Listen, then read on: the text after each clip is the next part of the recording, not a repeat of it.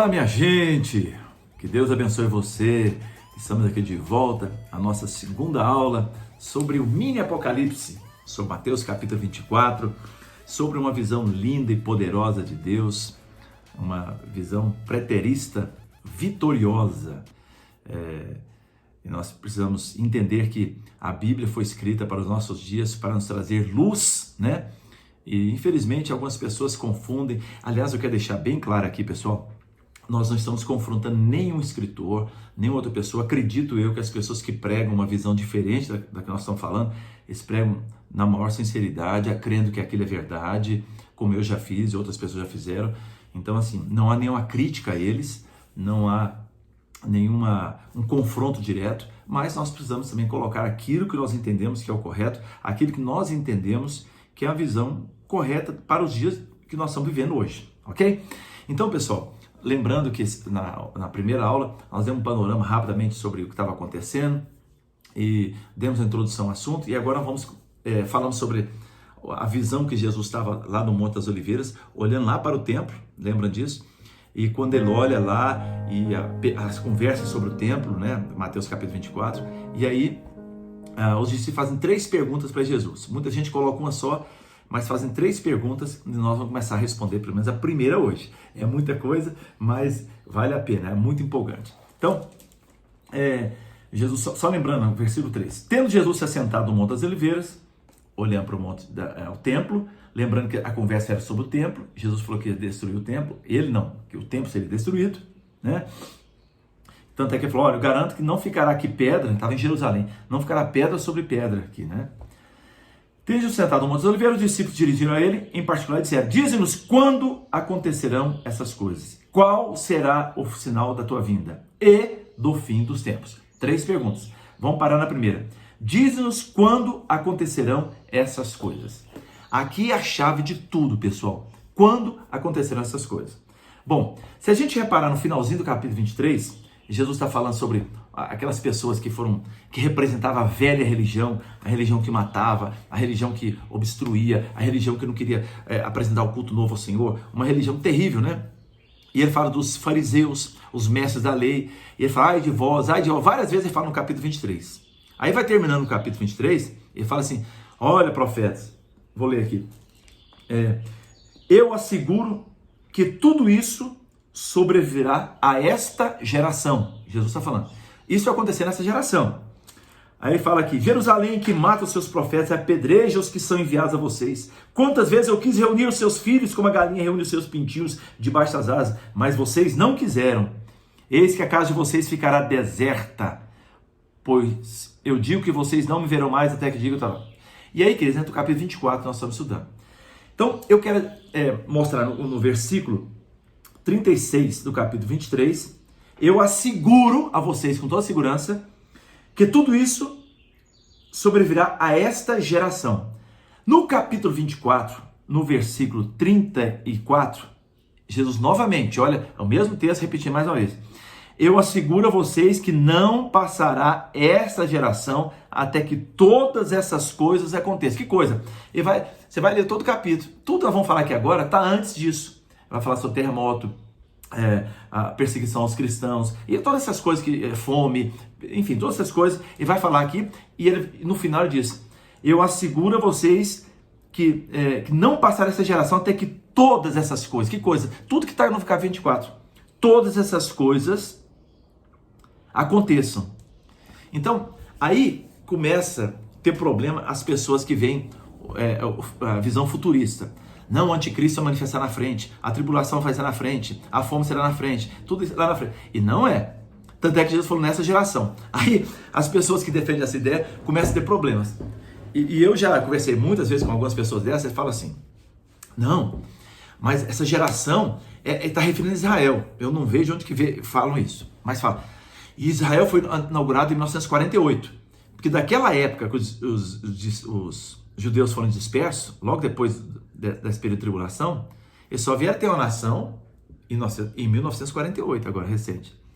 Aí falei, então a nação de Israel chegou agora a geração. A geração na Bíblia são 40 anos, gente. Pode ver que lá em Êxodo, quando Deus fala que destruir aquela geração, ele ficou 40 anos no deserto. Então, o tempo de uma geração é 40 anos. Por exemplo, você olha hoje, vamos supor uma pessoa tenha de 40 anos para baixo é uma geração, de 40 a 80 anos é outra geração. E é mais ou menos isso que a vida hoje funciona. E aí o que acontece? Aquelas pessoas que pregam futurismo, aí passou 40 anos, nada, Jesus não voltou, nada que ele aconteceu. Não, mas é porque lá no Salmo 90 fala que é 70 anos a vida do homem, então deve ser 70 anos. Passou 70 anos e nada aconteceu. E por causa dessas coisas, muita gente ridiculariza. Vocês são ridículos. Que geração é essa que passou 2000 anos e essa geração não completa? Então veja bem que aí tentam forçar as coisas. A Bíblia não precisa forçar a gente. A Bíblia por si só, ela se explica. Por isso que essa visão preterista, vitoriosa que nós cremos, é a que se encaixa e é a que se explica. Então, não passará essa geração. Jesus disse 2 vezes, não passará essa geração. Muitas vezes ele falou assim, olha, uns de vocês estão vivos aqui, antes de morrer vocês verão tudo isso que eu estou falando. Então, aí as pessoas tentam amenizar e tentam interpretar. Não dá certo, gente. Isso não funciona, não é assim. E vamos ver o que Jesus falou. Ele disse o que ele queria dizer. Ele não errou, ele não enganou aqui. Não, mas Jesus enganou. Não. Ele disse, sabendo o que está dizendo, tanto é que é minucioso, todas as coisas que ele falou que ia acontecer, detalhadamente aconteceram. E por que a geração não vai acontecer? Todos os detalhes vão ficar pedra sobre pedra, perseguição, fome. Falou assim, olha, vocês fujam da Judéia no período lá onde está da fome. As pessoas que fugiram, viveram. As que não fugiram, morreram. Porque foi detalhadamente o que ele falou. Agora a geração mudou? Então, queridos, tudo isso aconteceu naquela geração. Lembrando que Jesus tinha aqui por volta de 30 anos, morreu aos 33 anos. Então, suponhamos aqui, 33 anos aqui, uma geração 40 anos, então daria no ano 73, 72, acima do ano 70. E a derrubada desse templo de Jerusalém aconteceu quando? No ano 70. 70 o quê? Uma geração. Entende? Então, falar de anticristo, de tribulação no futuro, queridos, isso não bate com a palavra de Deus aqui, pelo menos na nossa interpretação, tá bom? Então vamos lá, vamos partir. A primeira pergunta que eles fazem é: quando sucederão essas coisas? E aqui está muito claro, como eu já disse, que Jesus fala, isso vai acontecer na geração que vocês estão vivendo. Não passar essa geração sem tudo aconteça. E aí o juízo cumpriu em 70 anos. Como é que aconteceu? No ano 70, o general Tito, o general romano, ajuntou 20 mil soldados romanos e cercaram Jerusalém. Porque havia notícias que os judeus queriam rebelar e algumas coisas estavam acontecendo, e o general Tito juntou 20 mil soldados e cercou as muralhas de Jerusalém. E ali ele ficou 4 meses, ninguém entrava e ninguém saía. Dizem os historiadores, né? A gente tem muitos relatos aqui de historiadores, que quando a pessoa arriscava sair, eles cortavam as mãos da pessoa com a espada e mandavam voltar para dentro. Porque eles queriam que as pessoas morressem lá dentro de fome, fossem sacrificadas, para que elas pudessem temer, então, o Império Romano. E aí, gente, nós sabemos dessa grande morticínio que aconteceu em Jerusalém, quando os soldados entraram. Jerusalém tinha aproximadamente 1 milhão de pessoas ali, que viviam ali dentro. E desse 1 milhão de pessoas, apenas 75 mil judeus saíram vivos. Foi um morticínio, assim, absurdo. E esses 75 mil saíram vivos para quê? Para ser colocado em arena, para fazer show para o povo, os leões comerem, para ser vendido por escravos, com algumas pessoas, e deram vários para várias províncias para fazer seus shows nas praças, pondo leão para comer, pondo para se degladiar e assim por diante. Então, depois desse período, já no ano 130, os judeus novamente vão se reunir, depois dessa destruição de Jerusalém, esparramaram por todo lugar. No ano 130 e 135, eles reúnem novamente e tentam novamente intentar contra o Império Romano. Aí, nessa rebelião, mataram 580 mil judeus, e aí acabou, e foi uma coisa muito triste. Eu vou só mostrar para vocês o que aconteceu em Jerusalém, o que Flávio Josefo... Gente, Flávio Josefo, vou pegar meu livro aqui, onde que ele fala aqui, Flávio Josefo, só para vocês entenderem, é impossível você pegar um livro de história desse período, qualquer livro de história vai fazer referência a Flávio Josefo. Ele foi o primeiro historiador que narrou com muita pressão tudo que aconteceu. Quem era Flávio José? Hoje em dia, alguém filma lá, a televisão vai filma a guerra, filma o que está acontecendo, a rebelião, e mostra pra gente na televisão, a gente entende perfeitamente. A gente vê se estava de dia, de noite, estava com sol, com chuva, estava na água. A gente vê tudo pelas câmeras. Naquela época, não tinha celular, não tinha fotografia, não tinha câmera, não tinha nada. O que o Império Romano fazia? Ele pagava algumas pessoas, alguns historiadores, para irem narrarem todos os detalhes, para depois saberem o que era, o que aconteceu, como terminou a história. Flávio José é esse, é um homem pago, ele era um judeu não cristão, importante falar isso, porque não puxa nem um pouco sardinha para o lado cristão, não era cristão, era um judeu que trabalhava para o Império Romano. Ele era funcionário do Império Romano. Funcionário para quê? Para fazer o que o cinegrafista faz, narrar os fatos com precisão do que aconteceu. Então, vou pegar um texto aqui de Flávio José, como ele fala o que aconteceu nesse período de Jerusalém, que o templo foi destruído, as pessoas morreram nas ruas. Olha o que ele escreve, coisa terrível. Vou ler, porque é um relato de Flávio José, tá bom? Vamos lá. Quando eles, os soldados romanos, entraram nas casas para saqueá-las, encontraram dentro delas famílias inteiras de homens mortos, o que significa que haviam sido mortos pela fome. Então eles ficaram horrorizados com essa visão e saíam sem tocar em nada, soldados. Mas embora tivesse essa piedade por aqueles que haviam sido destruídos daquela forma, não tinham o mesmo sentimento por aqueles que ainda estavam vivos, pois matavam todos os que encontravam e obstruíam as vielas com seus corpos mortos, fazendo toda a cidade escorrer sangue, a tal ponto que o fogo de muitas casas era apagado pelo sangue daqueles homens. Então, gente, só para você entender aqui a narração, como era a situação daqueles homens lá, né? E a gente vai vendo outros historiadores, homens de fé, como John Wesley, Eusébio, né? Olha o que ele diz aqui. Tudo isso ocorreu dessa forma no segundo ano do reinado de Vespasiano, ano 70 depois de Cristo, de acordo com as previsões do nosso Senhor Jesus Cristo, nosso Senhor e Salvador Jesus Cristo. Olha aqui o Eusébio falando. Olha o que John Wesley diz.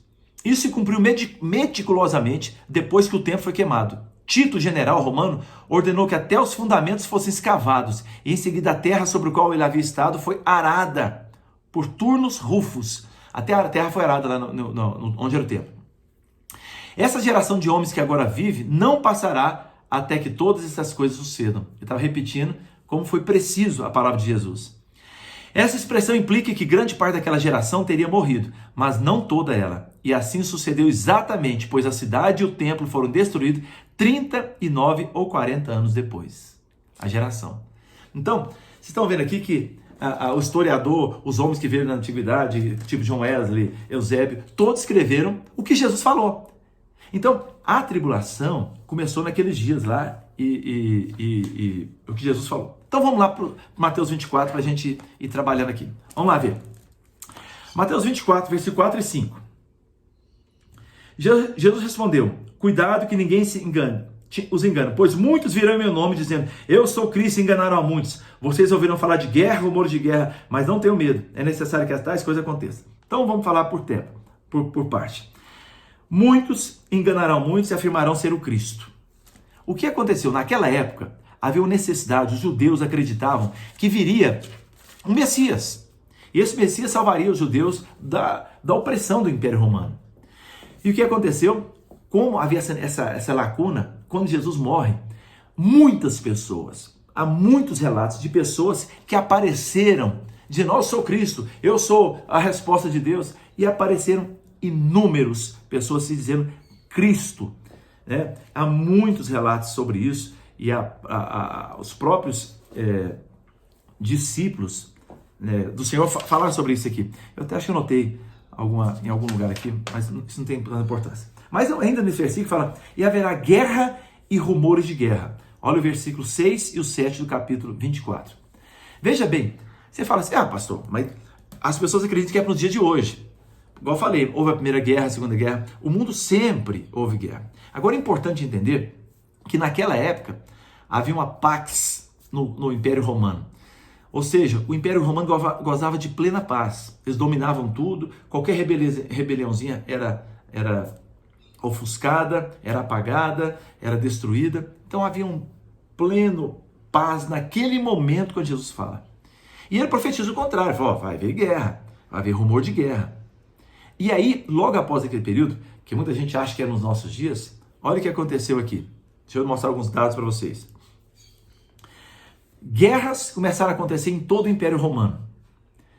Na Seleucia, 50 mil foram mortos. Na Cesareia, 20 mil mortos. Em Alexandria, no ano 66 d.C., 50 mil judeus foram mortos. Em 18 meses do Império Romano, 18 meses, depois que havia paz, hein? Em 18 meses, 4 imperadores foram mortos de maneira violenta. E depois estourou uma guerra civil dentro da capital do Império, que era Roma. Então, pra vocês terem ideia, houve um período que estava em paz, houve guerras, rumor de guerra, e foi tanta confusão, conforme Jesus preveu. Volta a falar e enfatizar. Não passará essa geração sem que tudo isso ocorra. Tudo aquilo que Jesus falou, que algumas pessoas acreditam que é pro final, antes da volta de Jesus acontecer, que eles confundem as perguntas, o fim, que nós vamos falar no final, lá atrás, todas essas coisas aconteceram conforme Jesus falou. Não passará essa geração. Então, é impossível a pessoa entender, não passar essa geração, não, esquece isso. Passa 2000 anos agora e vamos esperar acontecer o que Jesus falou que ia acontecer naquela geração? Não faz sentido, né, gente? Pelo amor de Deus. Então, vamos lá, continuar. E aí no versículo 7, fala assim, versículo 7. Nação se levantará contra nação e reino contra reino. Haverá fomes, terremotos em vários lugares. Tudo isso será o início das dores. Então, fomes e terremotos em vários lugares. Nação contra nação aqui, queridos, veja bem que o Império Romano, ele era composto de diversos reinos ali dentro, né? Mas não vou entrar nesse ponto aqui agora, não. Como eu falei, houve diversas guerras, muitas pessoas morreram e assim por diante. Fome. Se a gente olhar na Bíblia, depois desse período no período da igreja primitiva, lá em Atos capítulo 11, lá em Atos 11, 28, diz que havia grande fome sobre toda a terra. Então, vou mostrar para vocês aqui um relato aqui, já, muito interessante. Havia fome sobre toda a terra. A Bíblia fala, no livro de Atos fala, e alguns historiadores relatam, deixa eu ver se eu consigo achar aqui a página, gente. Estava lendo um historiador aqui. Achei aqui que o Flávio José fala novamente. Havia tanta fome, olha para vocês entenderem. Não é essa fomezinha aqui que, desculpa aqui, eu não estou querendo minimizar o que o Nordeste passa, tá? Muita gente passa fome lá. Eu tenho amigos que contam a história e passaram fome. Mas veja bem, a fome que eu vou falar para vocês, que Jesus falou, ela nada se compara aos nossos dias, nem a África. Olha o que acontece aqui. Vou ler novamente o que Flávio José fala, tá bom? Flávio José, narrando para o imperador romano. A fome foi dura demais, superando todas as outras paixões humanas. E ela não é tão destrutiva para coisa alguma quanto para a moderação. A tal ponto que os filhos arrancavam as próprias porções que seus pais estavam comendo de sua boca. E o que era ainda mais digno de compaixão era ver as mães fazer o mesmo com os filhinhos. E quando aqueles que eram mais queridos estavam perecendo sobre suas mãos, elas não tinham vergonha de lhes tirar as últimas migalhas que poderiam preservar suas vidas. Mas os que eram culpados de incitação vinham sobre eles imediatamente, por todos os lados, e arrancavam delas o que elas haviam tirado de outros, pois quando viam alguma casa fechada, isto era para eles um sinal de que o povo ali dentro havia conseguido alguma comida. E imediatamente arrombavam as portas, entravam correndo e tomavam pedaços do que eles estavam comendo, quase que de dentro de suas gargantas, à força. Os velhos que seguravam com firmeza a sua comida eram espancados, e se as mulheres escondessem o que tinham dentro de suas mãos, seus cabelos eram arrancados por fazerem isso. Nem havia qualquer clemência demonstrada, seja pelos idosos ou pelos bebês, mas eles levantavam as crianças do chão enquanto arrancavam o bocado que elas haviam conseguido e as atiravam no chão. Em outros relatos aqui, mais na frente, eu não vou ler aqui agora, dizem que mães chegaram a partir o filho no meio, cozinharam a parte e guardaram outra banda para comer em outra ocasião. Porque ficaram 4 meses cercados, sem comer, sem nada, para que o exército romano pudesse matar. Lembra que eu falei de Tito, né? O general Tito? Quando ele foi, levou 20 mil homens para destruir Jerusalém, a rebelião pela fome. Então, queridos, o que Jesus falou? Vai ser destruído, vai ser arrebentado o templo, vai ter terremoto, vai ter todas as coisas e vai ter fome. Então, eu estou mostrando para vocês aqui o que a história diz, o que a Bíblia fala sobre a fome que existia naqueles dias. No versículo 7 ainda fala sobre terremotos. E haveria terremotos. O primeiro terremoto que a gente vê, quando Jesus fala, é quando Jesus morreu. Diz que a terra tremeu, rachou a terra, né? Quando Jesus ressuscita, também há um novo terremoto. Só que a história, os relatos da história, mostram que nos anos 70 foram os anos de maior atividade sísmica naquela região. Quem não lembra de Pompeia? A cidade de Pompeia foi destruída por um grande terremoto. Que ano que aconteceu isso? 63 depois de Cristo. Volta a história. Não passará essa geração sem que tudo isso aconteça. Você está entendendo? As pessoas com visão futurista, lá na frente, não, tudo isso já aconteceu. Jesus falou que naquela geração. Eu estou provando, pela Bíblia, pela história, que essas coisas realmente aconteceram. Escritores dos relatos mostram que naquele período, dos 40 anos depois da vinda de Jesus, falam de terremotos. Vou mostrar aqui os lugares. Colossos, Esmirna, Mileto, Quios, Samos, Laodiceia, Hierápolis, Campânia, Creta, Roma, Judéia, são todos lugares onde são relatados terremotos nesse período que Jesus falou. Então veja bem que o Senhor falou, haverá terremotos em vários lugares. Cumpriu? Cumpriu também, como ele falou. Depois, no versículo 9, ele diz assim, então eles entregarão para serem perseguidos e condenados à morte, e vocês serão odiados por todas as nações por minha causa. Isso tudo seria o princípio das dores. Não fui de versículo onde ele fala. Seria o princípio das dores. O que ele está falando aqui? Ele está falando que todas essas coisas que estão acontecendo, que nós falamos aqui, precederiam o princípio das dores. Que dores? A destruição de Jerusalém. A destruição do templo. Então, todas essas coisas que aconteceriam, terremotos, as guerras, essas coisas, iam preceder o que viria a acontecer nos anos 70. Igual eu falei, nos anos 60 e poucos, todas as coisas aconteceram. E no ano 70, Jerusalém foi destruída. Então, é isso. Então, haverá perseguição, né? Aqui não fala, e eles que entregarão para serem perseguidos, condenados à morte, vocês serão odiados. Bom, alguma pessoa fala que é nos dias de hoje. Lembra? Quem não lembra da história de Paulo, o antigo Saulo? O que Paulo ou Saulo era pago para fazer? O que a Bíblia fala? Perseguir os cristãos. Tanto é que Estevão, no capítulo 7 de Atos, era um homem cheio do Espírito Santo, e o pessoal começou a apedrejar, matar Estevão, e Saulo, que era um servidor do governo do Império Romano, ficou lá consentindo naquela coisa, tragédia, matar um homem santo, como foi Estevão, a pedrada. Por quê? Porque a ordem dele era perseguir os cristãos. Então os perseguidores... Gente, não houve perseguição como naquela época. Não houve. Esquece. Gente, quando eu comecei a ler sobre alguns historiadores, o que aconteceu naquela época, foi uma coisa absurda. Nesse mesmo período, incêndio de Roma, que 1/3 de Roma foi incendiada. Gente, ontem foi 11 de setembro. A gente está comemorando assim, né, com muita tristeza, o ataque das Torres Gêmeas, o World Trade Center lá nos Estados Unidos, em Nova York. E aquilo abalou o mundo, impressionante, 2 torres abalou o mundo, até hoje, né? Passaram-se 19 anos e um trauma persiste.